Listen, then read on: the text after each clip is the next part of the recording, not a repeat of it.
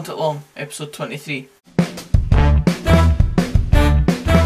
We're going to start off by talking about Steven Gerrard and the week he's had at Glasgow Rangers. Of course, he came in as a new man, he came in with all these new ideas and stuff, but this has been the first week of his real competition. Of course, he's had European qualifiers, the start of the league campaign, and various other things going on. So I'm going to go through the full week and see how it's kind of climaxed and whatever through the week. So obviously the day after I filmed Punt It Long last week, he had the European qualifier, which he got through, and got through it quite convincingly, I suppose. Rangers were always on top and they eventually came out winners and went through in that tie, fair enough. The reason why that's in this list is because it culminated in the other team's manager giving the Rangers fans a middle finger, which is quite funny in itself. As I mentioned, they had the opening game of the league season against Aberdeen. They dominated the full game with 10 men, and then with the only shot on target for Aberdeen in the full game in the 93rd minute, they conceded to get only a point. It's got to be so frustrating for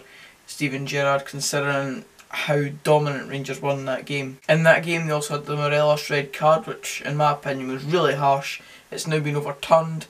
But then Gerrard came out after that and said that decisions have been going against Rangers for years and that it'll never stop, which is a bit iffy statement to make, really. Then the Europa League draw was made and Rangers were drawn against, if they get through this tie, they could possibly face Progress once again, and we all know what happened last time. And then to top it all off, just a few days ago, they signed Borna Barisic from the team that they defeated in the previous Europa League qualifier, the one I mentioned earlier. It's basically just a football manager move. Player plays decent against you, got decent potential in a position that you need cover for, so you sign him. Brilliant business. I do think Rangers are better off with having Steven Gerrard in now. I feel like there is a different kind of feel about Rangers.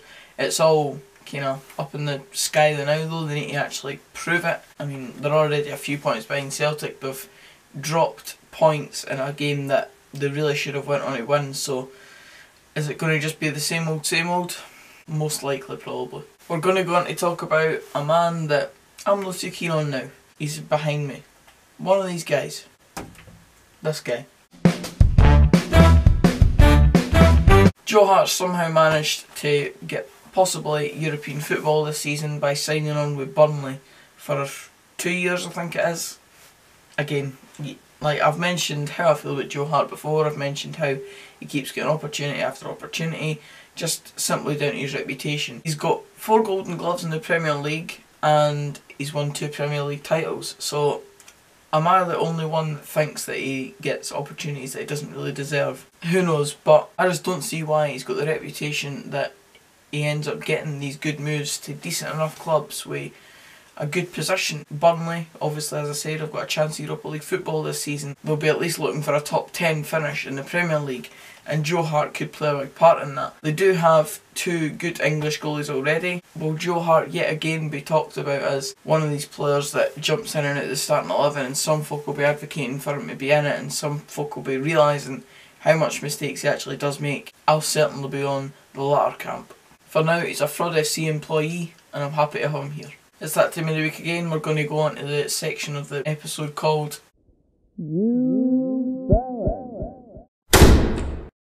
It's going to be Shabalala and the fall of Dundee United as a whole, as a club, since he's came in. Obviously Ray McKinnon was sacked in about November time when Dundee United were only probably about a few points off the top of the league. After they'd sacked Ray McKinnon, they brought in Laurie Ellis as the caretaker manager. He won 2 games in a row. Then they brought in Shabalala, and I think after about 2 games they were top of the league. That didn't exactly last long, and ever since then Dundee United fans have wanted Shabalala out pretty much. And since the start of the season it's just continued on. That result at the weekend was next level for us. It proved that we can actually do it for a change. We can beat Dundee United, but for Dundee United it's a real kick in the teeth, and it's not the start of the season that they wanted. Obviously they've already had a poor Betfred Cup campaign, they're out of that competition already, and they've now managed to lose their opening game in a fixture that they hadn't lost in the previous 15 games. I mean, you can see why I've got them in here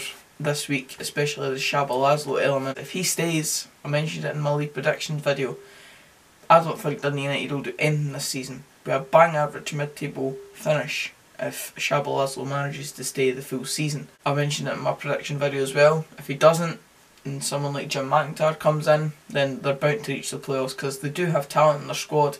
But Shabalala's the wrong man to take them forward. He just doesn't seem to have the ideas on how to put the team together in the best way possible to get Dundee United playing free-flowing football. We played them off the park at the weekend, and I was so looking forward to the game for that aspect of it alone, because I thought we're playing brilliant football, and to watch that at Tannadice and dominate a game would be brilliant.